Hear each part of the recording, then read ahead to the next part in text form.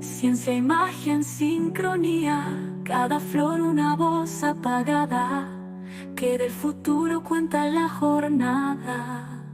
Los investigadores siguen pistas, con ojos abiertos y mentes listas. Encontraron un mundo paralelo, donde las plantas revelan el anhelo. El poder psíquico de las plantas. El libro que vamos a recorrer en una serie de videos. Todo va a depender si a ustedes les empieza a interesar y seguimos. La investigación, lo que envuelve el primer episodio de este libro, que es si las plantas son capaces de comunicarse telepáticamente con los humanos. En esa época, para que el libro resultase interesante, tenía que tener determinados disparadores muy propios de las épocas. ¿Pueden las plantas sintonizar con sus propietarios? ¿Se comunican entre sí? ¿Responden cuando les hablan? ¿Pueden adivinar el futuro? ¿Poseen poderes mentales? Fue publicado en Londres en 1975 y hay que ponernos en contexto para muchas cosas que quizás a lo largo que vayamos hablando del libro hay cosas que ya las resabemos, pero en ese momento eran toda una novedad. En la parte de las percepciones psíquicas de las plantas hay información que está buena y quiero hacerles el recorrido de lo que nos cuenta en este primer episodio, el libro, en este primer ítem. Y si les copa cómo lo estamos leyendo y las cosas a las que vamos a ir llegando, me van a dejar en comentarios si se viene el video 2. ¿Poseen las plantas percepción extrasensorial? Primero, lo que quiero contarles un poco es al protagonista del desenlace de todo lo que vamos a hablar a continuación. Cliff Baxter escribió un libro que se llamó La percepción primaria. Esta persona era un experto en detectores de mentira, dedicó muchos años a la investigación extensiva de todo lo que sea lo psicogalvánico, ¿no? El RPG, que esto se refiere a los cambios de respiración, presión sanguínea, pulso y propiedades eléctricas de la piel. Todo lo que produce la piel que lo puede percibir el polígrafo, el llamado comúnmente detector de mentiras. Estos cambios pueden ser medidos por aparatos y cualquier cambio de humor o estado mental de una persona se refleja en los trazados que efectúa la máquina con una pluma que casi está suspendida en el aire, ¿no? Es muy, muy susceptible. Y él sabía leer muy bien los trazados que hacían estas máquinas de detector de mentiras. ¿Habría Baxter demostrado que las plantas poseían poder psíquico? Lo que nos aclara acá John en su libro es que Baxter no andaba por ahí, por la vida, diciendo, bueno, en este frío invierno de 1964 me voy a dedicar a descubrir si las plantas tienen poder psíquico. No, nada más alejado de eso. Estas escrituras del polígrafo, y lo vemos al señor Cleve, y él lo que hizo fue, engancharlo con esta especie de planta. Y dice el libro: un día, cansado del trabajo rutinario de comprobar líneas ondulantes sobre largas hojas de papel que pasaban por su polígrafo, Cliff decidió por capricho probar un experimento.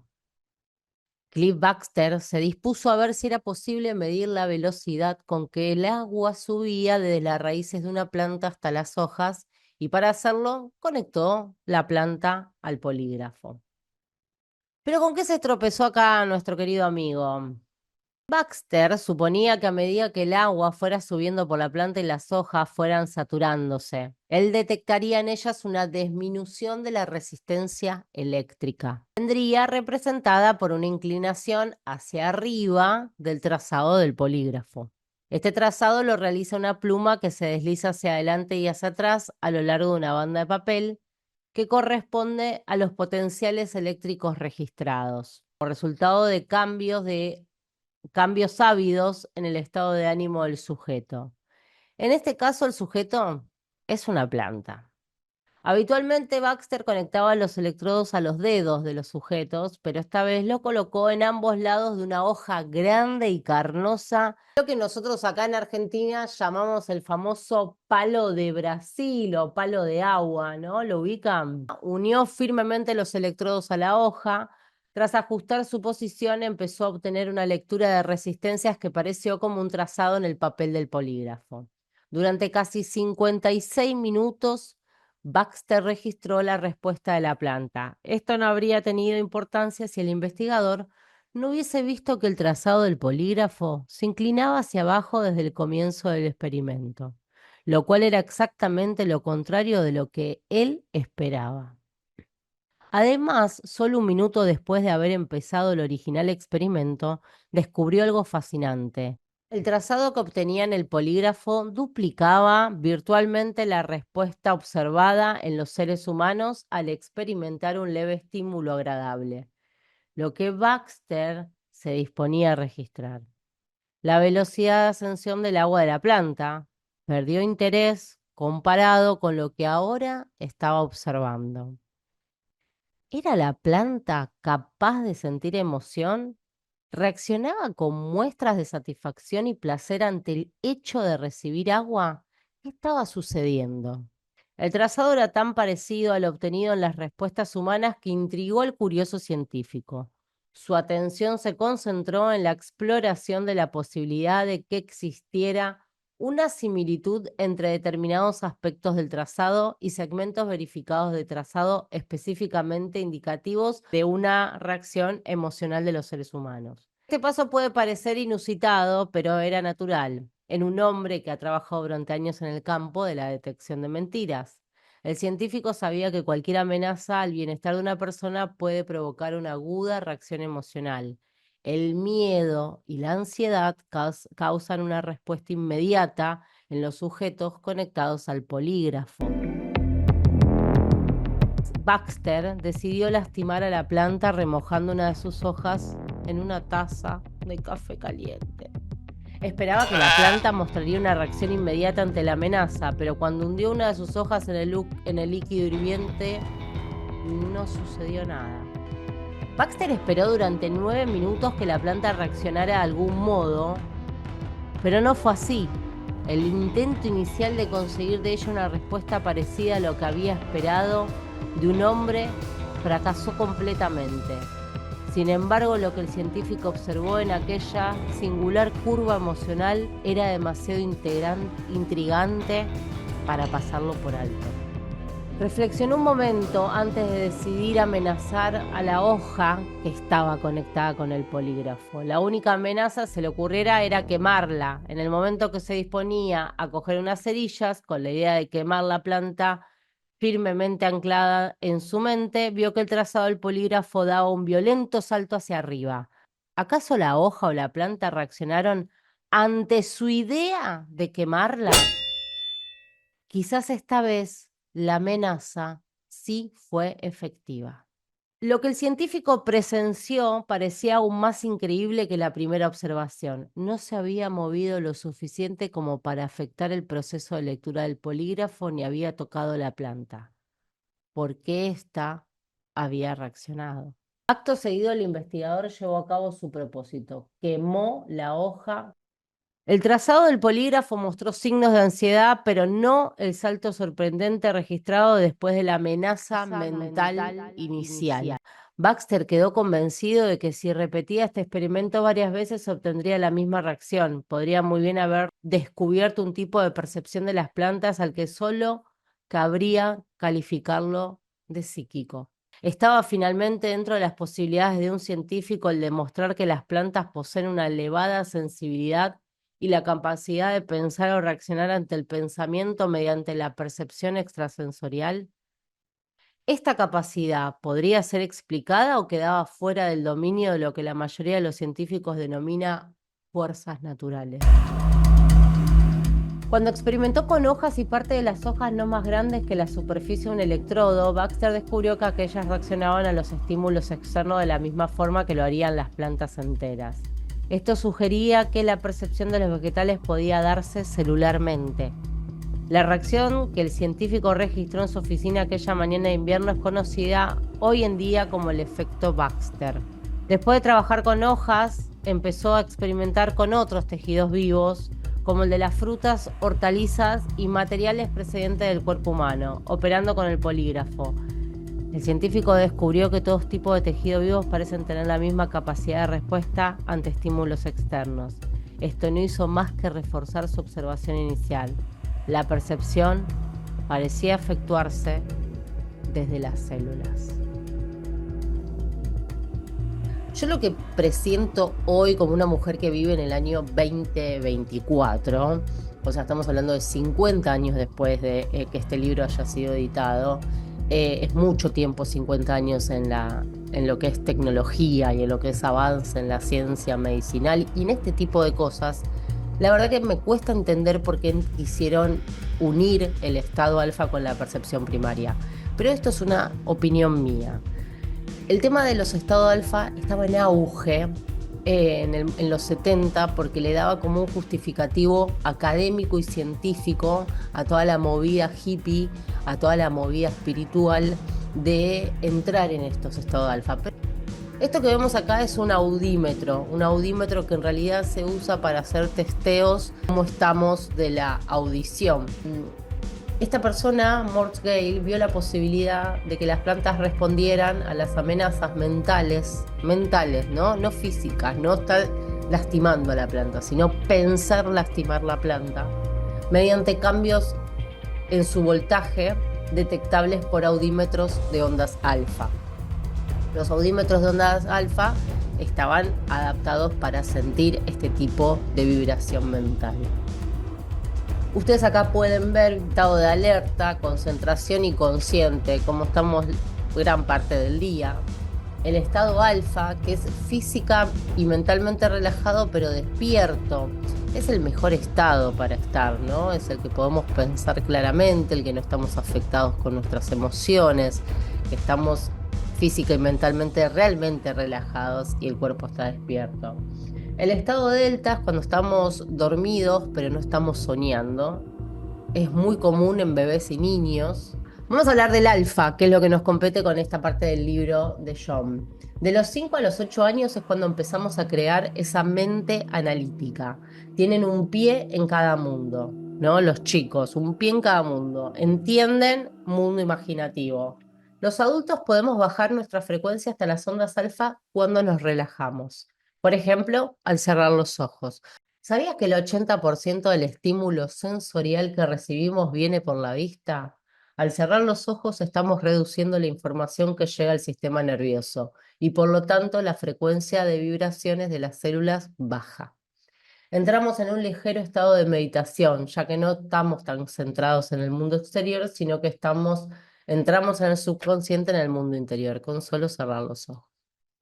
Yo creo que por esto, por decir que las plantas no tienen ojos, es suponer que las plantas están en un estado alfa y que este estado alfa les permite entrar en un campo telepático. Bueno, respecto al audímetro que usa Gale, dice: el audímetro con 3 electrodos conectados a la cabeza de un sujeto convierte las variaciones del microvoltaje en frecuencias de sonido audibles. De este modo, una persona que utilice el aparato sabe enseguida si está o no en un estado alfa. De este modo, una persona que utilice el aparato sabe enseguida si está en estado alfa o no, es decir, en un estado similar al de la meditación.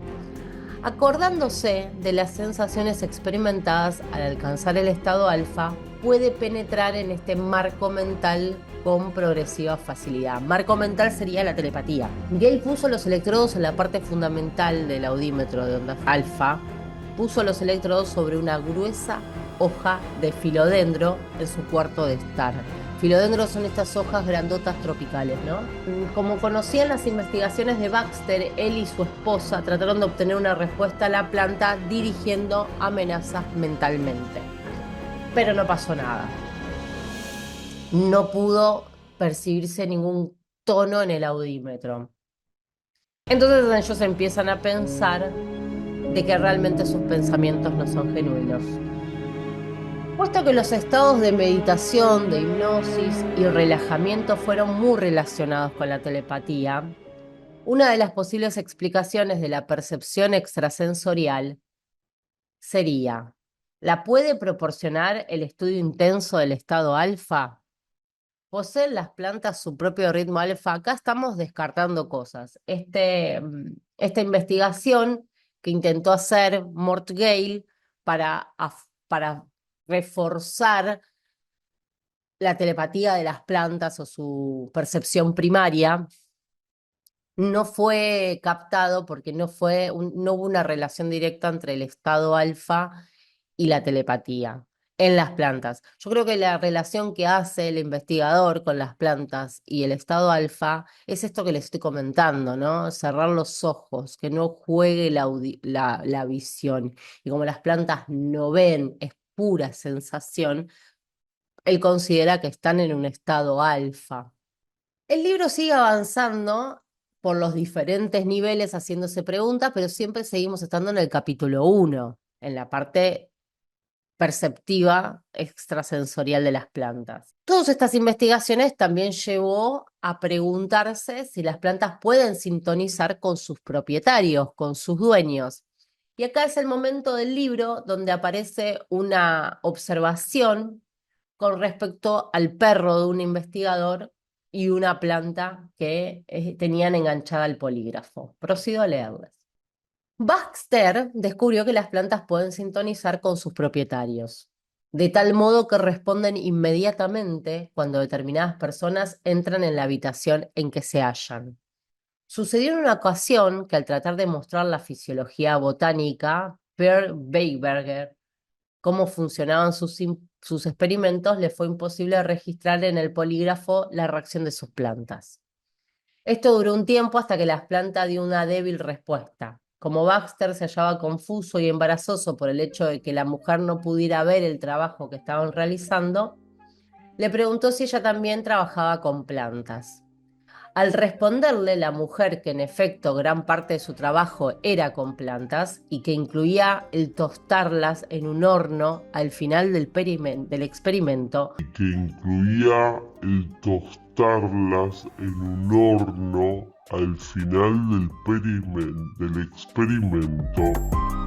con el fin de medir su peso, Baxter supuso que las suyas habían respondido a la mujer marchitándose, fenómeno que había notado con otras personas que planteaban serias amenazas a la supervivencia de una planta. ¿Responden las plantas a los animales caseros como hacen ante las amenazas? Baxter se podía dar cuenta de que el perro salió del cuarto no porque oía al perro, sino porque ya las plantas presentaban 5 segundos antes movimientos con el polígrafo, 5 segundos antes de que sonara el timbre. Al perro le daba mucha ansiedad el sonido del timbre, se alborotaba y las plantas captaban la ansiedad del perro y lo manifestaban en el polígrafo. En otro experimento, Baxter pudo demostrar una respuesta igualmente sensible de las plantas hacia los animales, conectando la planta a un polígrafo, mostró cómo la planta reaccionaba ante una araña. A veces los movimientos del insecto eran restringidos por una persona. Cuando se apartó la barrera, aparecieron unos trazados en el polígrafo antes de que la araña escapara. Baxter cree que la planta pudo haber captado el momento de la verdad de la araña, ese momento especial en que el insecto decidió echar a correr para salvarse. Ellos pueden comparar muchas cosas les salen mal y las que les salen bien, coinciden con momentos previos de que animales o insectos tomen una decisión definitiva para su vida. Son momentos de ansiedad muy altas, momentos de vibraciones cerebrales muy altos. Entonces la planta capta eso, ese momento de supervivencia, ese momento de amenaza, ese momento de ansiedad. ¿Está relacionada la telepatía con el tiempo o la distancia? Baxter sugiere que las plantas pueden responder inmediatamente a los pensamientos, tanto de los hombres como de los animales, y que su respuesta no tiene relación alguna con la distancia. Él cuenta que muchas veces dejaba el polígrafo funcionando cuando él no estaba, para ver si en la distancia seguía conectado con la planta. Sentía curiosidad por ver qué podía pasar con esto de dejar las plantas solas. Durante sus conferencias anotaba la hora en que se proyectaba ante un público diapositivas de su planta, para ver que la gente cuando veía la planta pensara en la planta. También consignó los momentos en que pensó o habló de ella con otras personas. Y según informa, estos momentos correspondieron a cumbres de actividad emocional en los diagramas del polígrafo situado en su oficina. ¿Qué era lo que sucedía? ¿Era mera coincidencia de que la planta mostrara su mayor nivel de actividad con los momentos en que Baxter pensaba en ella? ¿O es que estaba realmente sintonizada con el científico fuera cual fuera la distancia que los separase? La prueba de que las plantas podían en verdad ser influidas por el pensamiento, habiendo por medio una gran distancia, la ofreció el doctor Miller.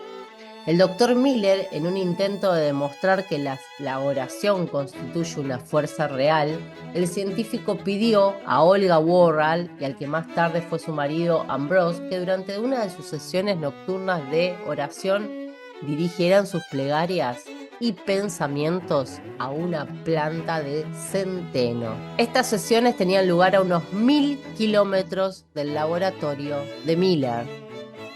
El hecho de escoger una planta de centeno fue debido a que su crecimiento era relativamente fácil de controlar mediante aparatos de registro. Los Worrall, famosos por sus trabajos como sanadores psíquicos, aceptaron rezar por la planta a las 9 de la noche. En ese preciso momento, el complicado equipo de Miller registró en la planta un crecimiento inusitadamente rápido. A la mañana siguiente, el doctor Miller comprobó que el centeno había crecido un 840% más de lo normal. Este experimento le convenció de que las plantas poseían una misteriosa capacidad para detectar pensamientos dirigidos a cualquier distancia. Me lleva a pensar a pueblos originarios haciendo plegarias, haciendo rezos, danzas, ceremonias por sus plantas de trigo, por sus plantas de centeno, por sus cultivos, que le iban a dar de comer a su comunidad, por su necesidad de que crezcan, por su necesidad de hambre, sus pensamientos genuinos de hablarle a la planta, de saber que lo que estaban haciendo servía, y no me cabe ninguna duda que lo lograban, porque lo estamos viendo. Un experimento mostró una plegaria a 100 kilómetros hizo crecer al 840% una planta de centeno. Así llegamos que entre todas las cosas que siguen describiendo respecto a las emociones de las plantas, que son, ustedes cuando empiezan a leer el libro, empiezan a ver diferentes experimentos que confirman todo esto mismo que les estuve contando con sus diferentes técnicas, captar las emociones de la planta y todo, y llegamos a la fotografía Kirlian, pero esto lo dejo acá. Porque en este capítulo se hace una introducción a la fotografía Kirlian, pero es en el capítulo 5 del libro donde se habla detalladamente de este fenómeno. Este va a ser el capítulo que habla de las 5 fuerzas vitales y la conciencia cósmica, pero para eso tienen que pasar otros videos. Porque el próximo video hablaría de las reacciones emocionales de las plantas, si es que me hacen el aguante y están interesados en saber más sobre el poder psíquico de las plantas.